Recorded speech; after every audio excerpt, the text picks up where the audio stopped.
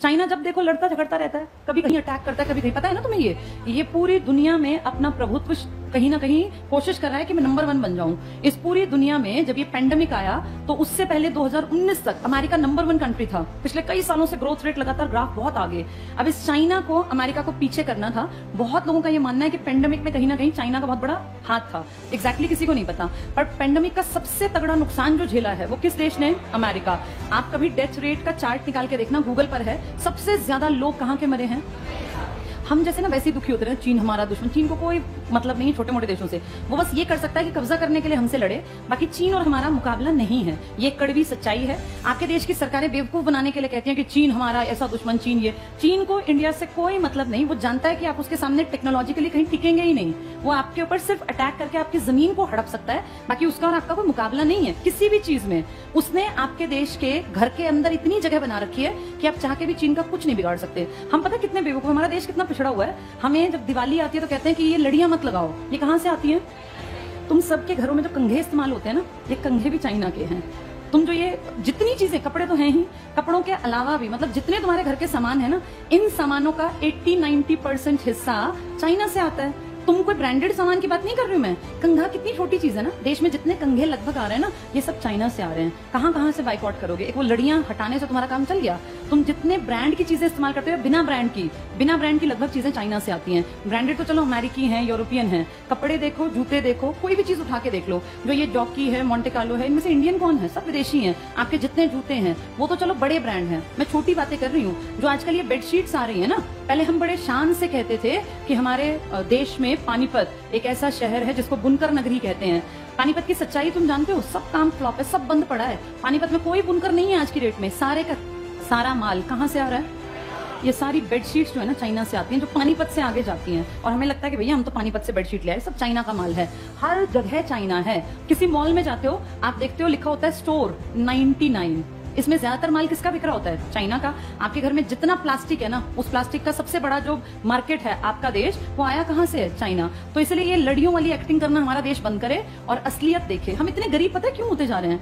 India ही क्यों गरीब हो रहा है? तुम आजकल देख रहे हो महंगाई कहां बढ़ गई। जो सामान पिछले साल 250-300 का था ना, वो इस साल में 400, 450, 500 का आने लग गया। ये पिछले एक साल में महंगाई कई गुना बढ़ गई। 100 रुपए, 50 हर चीज पे बढ़ गए। ऐसा क्या हो गया?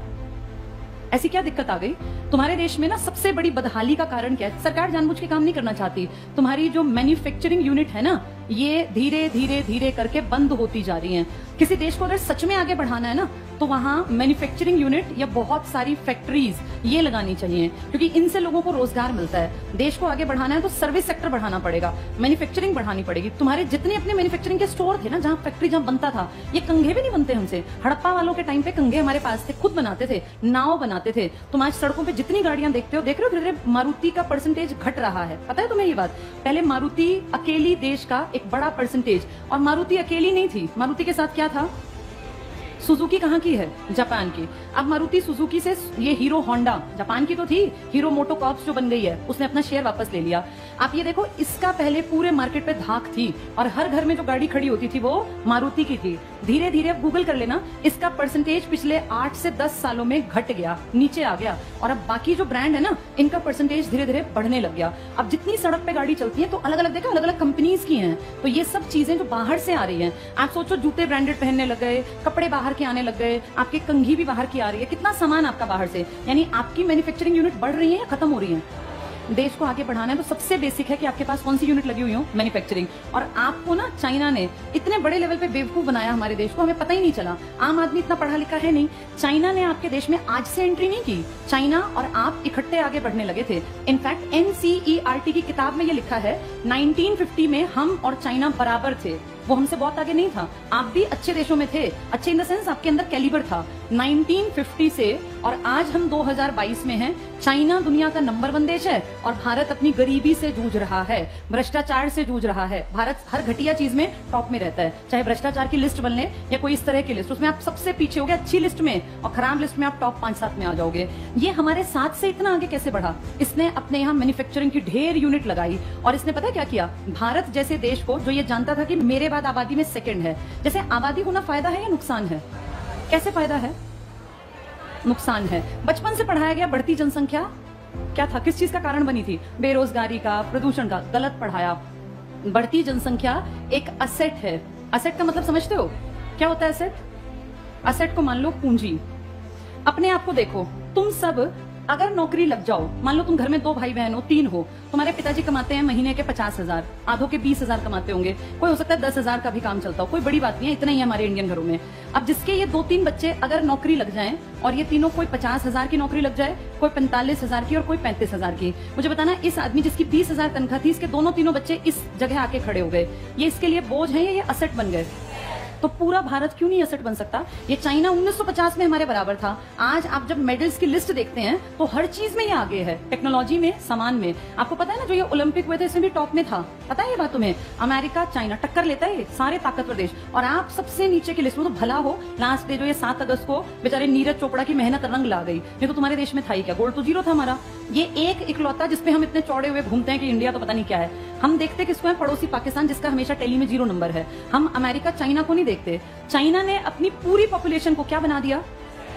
इसने ये सोचा जब जनसंख्या ज्यादा है ना, तो हर एक आदमी कीमती होना चाहिए। मेरा हर इंसान जो इस देश में, या तो वो खेल में निकल जाए, या वो प्रोडक्शन में आगे निकल जाए, मैन्युफैक्चरिंग यूनिट में, या वो बिजनेस कर ले, या वो अच्छी नौकरी कर ले। हमने क्या सोचा? बचपन से मुझे याद है हमेशा पढ़ाया गया, बढ़ती जनसंख्या एक अभिशाप है, बढ़ती जनसंख्या से बेरोजगारी बढ़ती है। यही पढ़ा ना, बचपन से दिमाग में ठूस दिया कि बढ़ती जनसंख्या बोझ है। चाइना ने अपने हर बच्चे को सिखाया कि हर किसी को असेट बनना है। जो हमारे साथ, तुम्हारे साथ जो बच्चे बड़े हुए ना, वो चाइना में तो पॉजिटिव चीजें सोच के बड़े हुए, और हमारी पीढ़ी ये सोच के कि बढ़ती जनसंख्या, बढ़ती जनसंख्या, तभी तुम पीछे रह गए।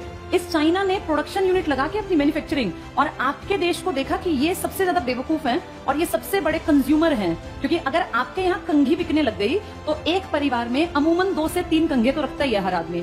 आपका देश है 150 करोड़ का, तो आप सोचो हर परिवार में कितने परिवार होंगे, और वो सब कंघी बकवास बात होती है, लेकिन इसके पास करोड़ों रुपए गए ना आपके, और किस चीज के लिए? जिसकी कोई वैल्यू नहीं। इसने आपके देश को डंपिंग का बाजार बना लिया। डंपिंग का मतलब होता है, इकोनॉमिक्स में एक टर्म है। शुरू में इसने आपके देश में कदम कैसे जमाए? आपके यहाँ एक पॉलिसी आई थी एलपीजी, लिबरलाइजेशन, प्राइवेटाइजेशन, ग्लोबलाइजेशन। शुरू में ना आपके उद्योग धंधे बहुत खराब थे, मतलब बहुत ही निचले स्तर के, कोई ब्रांड हमारे यहाँ नहीं था, और हर चीज बकवास थी। हमने 40 साल वेट किया, 1947 से 1990 आ गया। तो ये सोचो 40 साल कि शायद इंडियन सुधर जाएं, कुछ अच्छा प्रोडक्ट बना ले। अच्छा नहीं सुधरे, बकवास जूते, बकवास कपड़े, हर चीज बकवास। फिर 1991 में हमारे ऊपर प्रेशर आया पूरी दुनिया में, WTO का, वर्ल्ड ट्रेड ऑर्गेनाइजेशन का। इसने कहा भाई दुनिया बदल रही है, मार्केट खुला छोड़ दो, जिस देश को जहां सामान बेचना है बेचो। हम भी इसके मेंबर थे, हमारे ऊपर भी प्रेशर आया, और फिर हमने अपने लोगों को कहा देखो भाई, अब दुनिया के लोग आएंगे यहाँ कपड़े बेचने, जूते बेचने, तुम में काबिलियत हो तो तुम्हारा सामान बिकेगा, नहीं तो बंद होगा, सुधार लो। एक आधा साल और दिया, लेकिन हमारे इंडियन प्रोड्यूसर्स ने कोई ध्यान नहीं दिया, और देखते देखते हमारे मार्केट में किन लोगों की एंट्री हो गई? China, America, European country, Australia, Germany, Britain. और जब इनका सामान आया ना, तो इनके सामान की क्वालिटी बहुत हाई थी और आपके सामान की क्वालिटी बिल्कुल बेकार। तो अब जो अच्छा, इन्होंने एक चालाकी और की, इन्होंने अपने सामान की उस टाइम कीमत क्या रखी? बहुत। इन्होंने सोच लिया कि हमें नुकसान हो जाए, लेकिन इन इंडियंस को हमारे सामान की आदत पड़नी चाहिए। एक बार ये आदी बन गए ना, फिर ये हमारे ग्राहक हैं जिंदगी भर, और इनके अपने बिजनेस फ्लॉप हुए तो हमारा ही सामान बिकेगा। आबादी बहुत बड़ी है। अब सोचो अमेरिका किसी 50 लाख की आबादी वाले देश में बिजनेस करे तो उसका कितना बिजनेस चलेगा? सब खरीदे तब भी कुछ नहीं बिकेगा। आपके देश में अमेरिका का कोई सामान बिकने लगे तो आप कितने करोड़ प्लस लेके बैठे हैं? अब 150 करोड़। अगर अमेरिका को 1-2 साल, जियो की तुम्हें ट्रिक समझ में आती है? जियो ने क्या किया पता चला तुम्हें? क्या किया जियो ने? पहले सस्ता, फ्री, पहले सबसे पहले फ्री से क्या हो गई? लोगों को आदत पड़ गई। पहले कभी किसी गरीब आदमी के दिमाग में भी नहीं था कि मोबाइल लूंगा। इस फ्री ने उस गरीब को ग्राहक बनाया। जैसे पहले वो जाल में फंस गया, अब उसको इतने दिन तक फ्री दिया कि उसको हैबिट पड़ जाए कि मुझे गूगल तो छोड़ो, ये क्या है, ये सोशल साइट्स की भैया, व्हाट्सएप, टिकटॉक, खासकर ये सब चीजें, फेसबुक, और ये अब ये सब इतनी आदत पड़ गई कि अब वो ग्राहक हैं। आज इंडिया में लगभग हर किसी के हाथ में मोबाइल है। अगर इसके दाम शुरू से महंगे रखे जाते या फ्री ना होता तो क्या कोई गुब्बारे बेचने वाला, रेहड़ी लगाने वाला, सब्जी बेचने वाला मोबाइल लेता? कोई ना लेता। ये फ्री की आदत से ग्राहक बन गए। ऐसे ही चाइना ने आपको किया। चाइना ने डंपिंग किया आपके देश में। सस्ता सामान 99, 35, मुझे ध्यान है जब मैं छोटी थी, 35 रुपए में कुछ भी सामान ले जाओ घर का, तो लोग इतने पागल हुए, 35 रुपए में, और सच में 35 में सामान देता था। तुम सोचते ऐसा क्यों करता है ये? बड़े होकर जब इकोनॉमिक्स पढ़ी तो समझ में आया कि ये कुछ साल तक इसने अगर करोड़ों रुपए वेस्ट कर भी दिए तो क्या फर्क पड़ा? इसने क्या कर दिया अपने सामान को? यहाँ बनाता आपके यहाँ फेंक जाता कि चलो जितने बिके बिक जाए, फिर बनाता, उसकी यूनिट चलती रही, आपके यहाँ सामान की आपको आदत पड़ गई, धीरे धीरे आपके सामान जो बनते थे ये बंद होते चले गए और आप डिपेंड हो गए चाइनीज मार्केट पर। और आज ये हालत है कि ना आपका पानीपत का कपड़ा कहीं जाता और ना आपके देश में कंघे बनते, सब ब्रांडेड है। धीरे धीरे करके आपकी सारी मैन्युफैक्चरिंग खत्म। देश आगे बढ़ने के लिए कौन सा सेक्टर जरूरी है?